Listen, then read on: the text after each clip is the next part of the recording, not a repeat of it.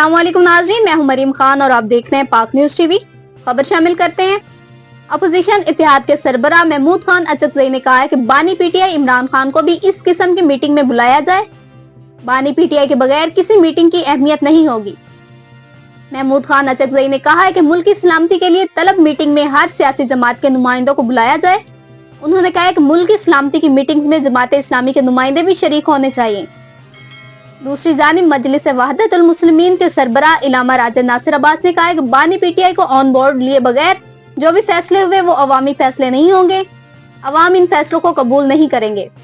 उन्होंने कहा कि पाकिस्तान की अवाम इस हुकूमत पर एतमाद नहीं करती। अदलिया में रिफॉर्म्स करके उनको भी कमजोर कर दिया गया है।